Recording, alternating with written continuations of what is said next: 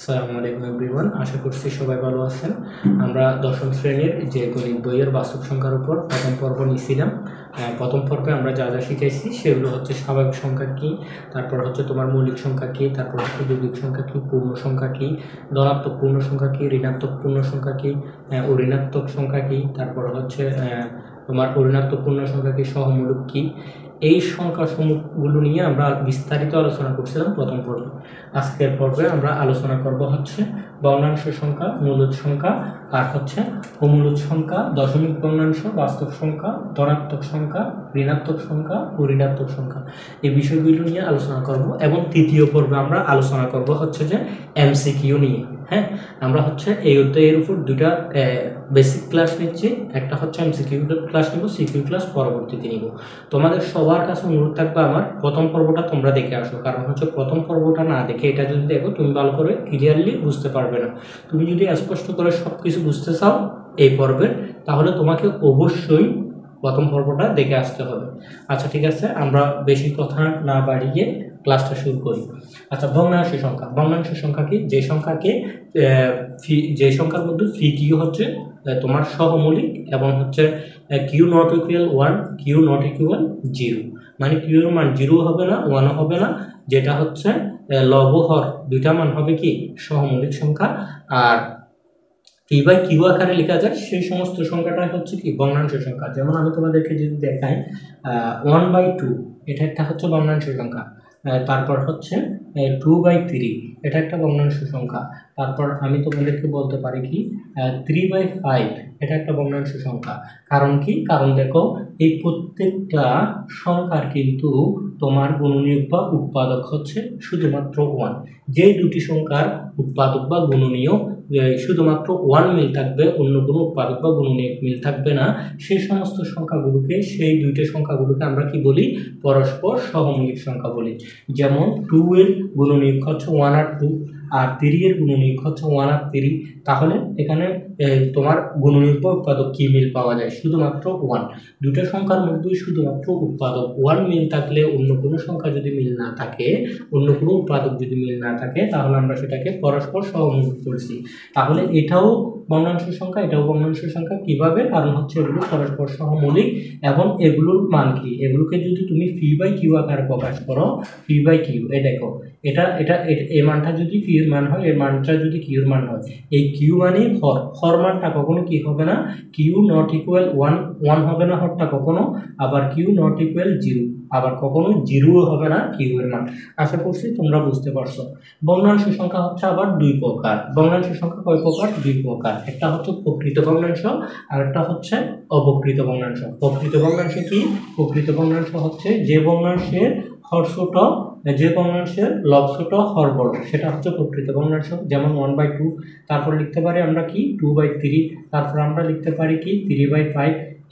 এই ভগ্নাংশগুলোকে বলা হয় প্রকৃত ভগ্নাংশ। আর অপ্রকৃত ভগ্নাংশ কি? অপ্রকৃত ভগ্নাংশ হচ্ছে 5/3, তারপর আমরা লিখতে পারি 3/2, তারপর আমরা লিখতে পারি 6/3। হ্যাঁ, যে ভগ্নাংশের লব বড় হর ছোট, সেই সমস্ত ভগ্নাংশগুলোকে আমরা বলতে পারি অপ্রকৃত ভগ্নাংশ। তাহলে ভগ্নাংশ শেষ। এখন আমরা আসি মূল সংখ্যা। মূল সংখ্যা কি? ওই যে তুমি ভগ্নাংশ সংখ্যার মধ্যে বলছো পি কিউ পরস্পর সহমৌলিক হলে ভগ্নাংশ, এখানে হচ্ছে পি কিউ পূর্ণ সংখ্যা হলে সেটা হবে মূল সংখ্যা। পি কিউ পূর্ণ সংখ্যা, তবে কিউ এর মান কখনো কি হতে পারবে না, কিউ এর মান কখনো হচ্ছে তোমার কিউ নট ইকুয়াল 1, কিউ এর মান কখনো 0 হতে পারবে না, সরি 1 না, 0 হতে পারবে না। যেমন আমরা লিখতে পারি 3/1, 3/1 কে আমরা কি লিখি? 3/1 কে আমরা লিখি হচ্ছে 3/1 ইকুয়াল 3। কারণ কি? আমরা জানি প্রত্যেকটা সংখ্যার নিচে কিন্তু কিছু নাই, মানে এমনি আমরা কি ধরে নিই 1 ধরে নিই। তারপর আমরা লিখতে পারি কি 11/2, যেটাকে আমরা লিখতেছি 5.5। এখন দেখো এখানে 11 নিচে 2, এই দুটো সংখ্যা কিন্তু পূর্ণ সংখ্যা। হ্যাঁ, পূর্ণ সংখ্যা হতে হবে এবং ফি বাই কিউ আকারে লিখছো। এটা ফি বাই কিউ আকারে লিখলে উপরে যদি ফি হয়, নিচে যদি কিউ হয়, এই কিউ এর এই মানটা এখানে কখনো কি হবে না, 0 হবে না। এই কারণে বলতেছি কিউ নট ইকুয়াল 0 আকারের সংখ্যাগুলোই হচ্ছে কি তোমার মূল সংখ্যা।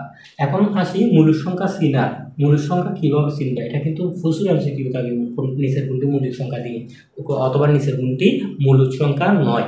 হ্যাঁ, তো তো মূল সংখ্যা চিনার উপায় কি? মূল সংখ্যা চিনার উপায় হচ্ছে যে তোমার 1 নাম্বার যে উপায় বা বৈশিষ্ট্যটা আছে সেটা হচ্ছে কি সকল পূর্ণ সংখ্যা হচ্ছে মূলদ সংখ্যা, এটা মনে রাখতে হবে তোমার। তারপর হচ্ছে মূল সংখ্যা চিনার আরেকটা উপায় কি? আরেকটা উপায় হচ্ছে যে কোনো সংখ্যার দশমিক বিন্দুর পরে, যে কোনো সংখ্যার দশমিকের পরে কি তোমার নির্দিষ্ট সংখ্যক অঙ্ক থাকবে।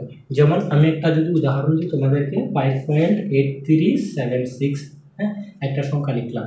এটা কিন্তু দেখো দশমিক বিন্দুর পরে কিন্তু নির্দিষ্ট অঙ্ক আছে, নির্দিষ্ট সংখ্যক অঙ্ক আছে, মানে অনেকগুলো নাই, নির্দিষ্ট সংখ্যক থাকলে এটাকে আমরা কি বলবো? মূল সংখ্যা। আরেকটা বৈশিষ্ট্য কি? আরেকটা বৈশিষ্ট্য হচ্ছে তোমার কি, এটা হবে আবৃত দশমিক ভগ্নাংশ, আবৃত দশমিক সংখ্যা। আবৃত ভাগফল হবে আবৃত দশমিক। ভাগফল আবৃত মানে কি? দেখো 100কে যদি তুমি 9 দিয়ে ভাগ দাও তাহলে কি হয়? তাহলে আমরা পাবো হচ্ছে 11.1111, বারবার আসবে। এখন বারবার না লিখে 1 এর উপর পৌনঃপুনিক দিলে এটা আবৃত হয়ে যায়। আবৃত মানে হচ্ছে পরবর্তী আরো 1 আছে বুঝাতে এটা পৌনঃপুনিক ইউজ করা হয়। তাহলে এটাও একটা কি? এটাও একটা হচ্ছে মূল সংখ্যা। তাহলে মূল সংখ্যা চিনার 3টা উপায় কি কি? সকল পূর্ণ সংখ্যা হচ্ছে মূল সংখ্যা, এবং হচ্ছে কি যে কোনো দশমিক সংখ্যার দশমিকের পরে নির্দিষ্ট সংখ্যক অঙ্ক থাকবে, এটাও হচ্ছে মূল সংখ্যা। তারপরে হচ্ছে ভাগফল হবে কি? কোনো সংখ্যাকে ভাগ করার পর যেটা ভাগফল পাবে সেটা হবে হচ্ছে আবৃত দশমিক, মানে দশমিকের পরে একই সংখ্যা বারবার আসবে, সেটাই হচ্ছে মূল সংখ্যা। তাহলে মূল সংখ্যা গেল। এখন আসে অমূল সংখ্যা। অমূল সংখ্যা কি? একদমই সহজ। মূল সংখ্যার বিপরীতটাই তো অমূল সংখ্যা। এর মানে হচ্ছে ফি বাই কিউ আকারে, যে সংখ্যাকে ফি বাই কিউ আকারে প্রকাশ করা যায় না সেটা হচ্ছে মূল সংখ্যা। অমূল সংখ্যা চিনারও কিন্তু 3টা উপায় আছে। অমূল সংখ্যা চিনার 3টা উপায়গুলো কি কি? অমূল সংখ্যা চিনার 3টা উপায় হচ্ছে যে সংখ্যাকে ফি বাই কিউ আকারে লেখা যায় না। যেমন দেখো 2 হচ্ছে একটা মূল সংখ্যা, কিন্তু √2 কি তুমি ফি বাই কিউ আকারে লিখতে পারবে না? √2 তুমি ফি বাই কিউ আকারে লিখতে পারবে না, এই কারণে এটা একটা কি? অমূল সংখ্যা। যেমন √2 ক্যালকুলেশন করলে তুমি পাবে হচ্ছে 1.414213 অনেক হতে পারে, হ্যাঁ। আবার √3 যদি তুমি √3 কিন্তু অমূল সংখ্যা, √5 কিন্তু অমূল সংখ্যা, কারণ এগুলোকে তুমি যদি ক্যালকুলেশন করো তাহলে তোমার কি আসবে? দশমিক আসবে, হ্যাঁ। যে সংখ্যাগুলোকে হচ্ছে ফি বাই কিউ আকারে তুমি ভগ্নাংশ আকারে লিখতে পারবে না সেই সংখ্যাগুলো হচ্ছে অমূল সংখ্যা। অমূল সংখ্যা চেনার উপায় কি? 3টা উপায় আছে। একটা উপায় হচ্ছে ফি বাই কিউ আকারে লেখা যাবে না, দ্বিতীয় নম্বর হচ্ছে অসমাপ্ত দশমিক। যেমন হচ্ছে আমি একটা সংখ্যা লিখলাম 5.6389 ... এই দেখো ভিন্ন ভিন্ন সংখ্যা আসতেছে এবং হচ্ছে দশমিকের পরে ডট মানে হচ্ছে কতটুকু সংখ্যাটার শেষ কোথায় এটা আমরা জানি না, এই কারণে এটাও একটা কি? এটাও একটা হচ্ছে অমূল সংখ্যা। তারপর আরেকটা বৈশিষ্ট্য হচ্ছে কি? আরেকটা বৈশিষ্ট্য হচ্ছে তোমার এই সংখ্যাটা মানে অমূল সংখ্যা হওয়ার জন্য অসীম মান মানে পৌনঃপুনিক হবে না।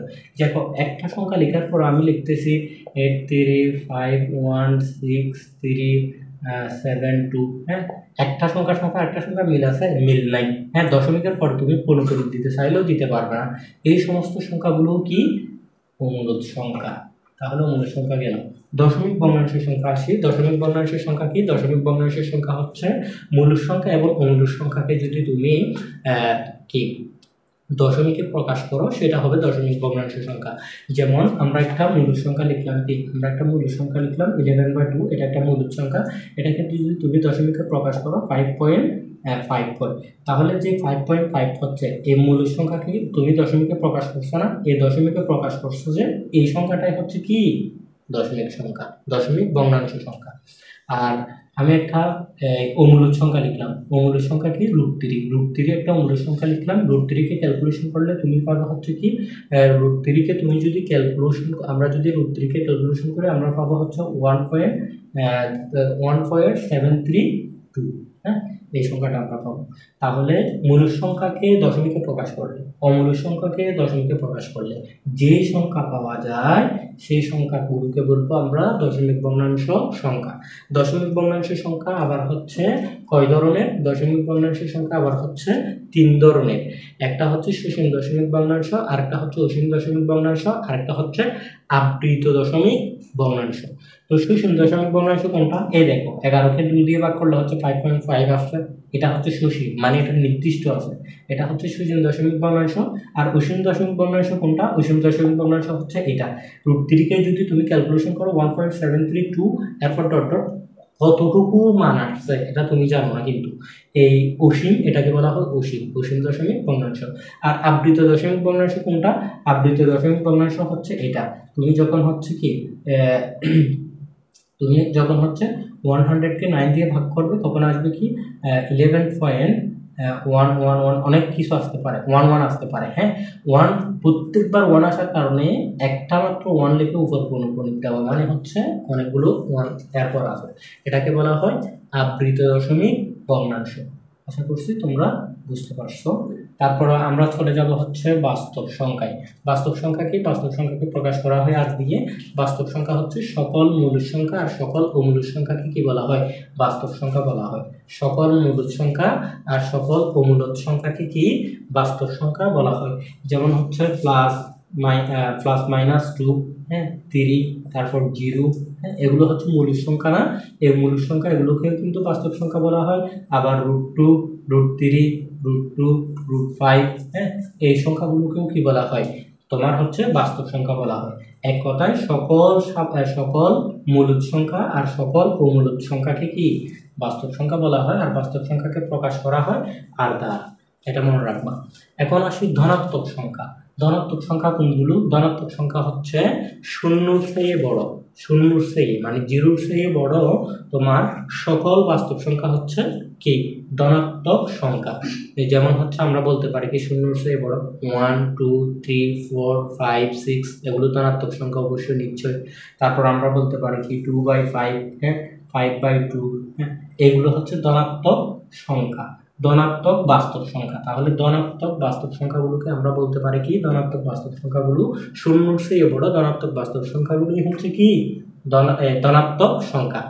0-র চেয়ে বড় সকল বাস্তব সংখ্যা হচ্ছে ধনাত্মক সংখ্যা। ঋণাত্মক সংখ্যা কি? ঋণাত্মক সংখ্যা হচ্ছে 0-র চেয়ে ছোট সকল 0-র চেয়ে ছোট সকল কি বাস্তব সংখ্যা হচ্ছে ঋণাত্মক সংখ্যা। 0-র চেয়ে ছোট সকল বাস্তব সংখ্যা হচ্ছে ঋণাত্মক সংখ্যা। যেমন -1, তারপর হচ্ছে মাইনাস 1000, হ্যাঁ, যাই লেখাও না কেন তুমি -1 কোটি লিখলেও কিন্তু কি তোমার হচ্ছে হবে কি ঋণাত্মক সংখ্যা, মানে 0-র চেয়ে ছোট সকল বাস্তব সংখ্যা হচ্ছে ঋণাত্মক সংখ্যা। অঋণাত্মক সংখ্যা কি? অঋণাত্মক সংখ্যা হচ্ছে 0 সহ সকল ধনাত্মক সংখ্যাকে অঋণাত্মক সংখ্যা বলা হয়। 0 সহ সকল ধনাত্মক বলতে 0, 1, 2, 3, হ্যাঁ, 4, তারপর হচ্ছে কি 3/5, হ্যাঁ, এই সংখ্যাগুলোকে বলা হয় কি অঋণাত্মক সংখ্যা, মানে 0 সহ সকল ধনাত্মক সংখ্যাসমূহ হচ্ছে অঋণাত্মক সংখ্যা। ক্লাসটা শেষ করার আগে আমি একদম শুরু থেকে আবার বলতেছি, ভগ্নাংশ সংখ্যা কি? পিউ কিউ পরস্পর সহমৌলিক এবং Q not equal 0, Q not equal 1, এই রকমের এই আকারের সংখ্যাগুলোকে বলা হয় কি কিউ আকারে প্রকাশ করা যায় এমন সমস্ত সংখ্যা হচ্ছে ভগ্নাংশ সংখ্যা। মূলদ সংখ্যা কি? মূলদ সংখ্যা হচ্ছে কিউ পূর্ণ সংখ্যা। কিউ নট ইকুয়াল 0 হলে কিউ আকারের সংখ্যাগুলোকে আমরা মূলদ সংখ্যা বলবো। অমূলদ সংখ্যা কি? অমূলদ সংখ্যা হচ্ছে যে সংখ্যাকে কিউ আকারে প্রকাশ করা যায় না, সেটা হচ্ছে অমূলদ সংখ্যা। আর দশমিক ভগ্নাংশ কি? দশমিক ভগ্নাংশ হচ্ছে সকল মূলদ সংখ্যা আর অমূলদ সংখ্যাকে দশমিক সংখ্যা প্রকাশ করলে সেটাকে আমরা দশমিক ভগ্নাংশ সংখ্যা বলবো। আর দশমিক ভগ্নাংশের সংখ্যা হচ্ছে 3 প্রকার। কি কি? এক হচ্ছে সসীম দশমিক ভগ্নাংশ, আরেকটা হচ্ছে অসীম দশমিক ভগ্নাংশ, আরেকটা হচ্ছে আবৃত দশমিক ভগ্নাংশ। তারপর হচ্ছে বাস্তব সংখ্যা। বাস্তব সংখ্যা কি? সকল মূলদ সংখ্যা আর অমূলদ সংখ্যাকে বাস্তব সংখ্যা বলা হয়। ধনাত্মক সংখ্যা কি? ধনাত্মক সংখ্যা হচ্ছে 0 অপেক্ষা বড় সকল বাস্তব সংখ্যা হচ্ছে ধনাত্মক সংখ্যা। ঋণাত্মক সংখ্যা কি? 0 অপেক্ষা ছোট সকল বাস্তব সংখ্যা হচ্ছে ঋণাত্মক সংখ্যা। অঋণাত্মক সংখ্যা কি? অঋণাত্মক সংখ্যা হচ্ছে 0 সহ সকল ধনাত্মক সংখ্যাকে অঋণাত্মক সংখ্যা বলা হয়। হ্যাঁ, তোমরা হচ্ছে ক্লাসটা মনোযোগ দিয়ে দেখবা এবং প্রথম পর্ব দেখে আসবা। হ্যাঁ, ক্লাসটা এনজয় করো আর হচ্ছে পরবর্তী ক্লাসের অপেক্ষায় থাকো। আমরা এখন ধারাবাহিকভাবে নিয়মিত ক্লাস নেওয়ার চেষ্টা করবো। সকল ক্লাস দেখবা এবং হচ্ছে তোমাদের কাছে অনুরোধ থাকবে তুমি নিজে শিখো এবং আরেকজনকে শেখার জন্য তুমি কি করে দাও, সুযোগ সুবিধা করে দাও, যেটার জন্য তুমি ক্লাসটা অবশ্যই শেয়ার করবে। সবাই ভালো থাকো, সুস্থ থাকো। আসসালামু আলাইকুম।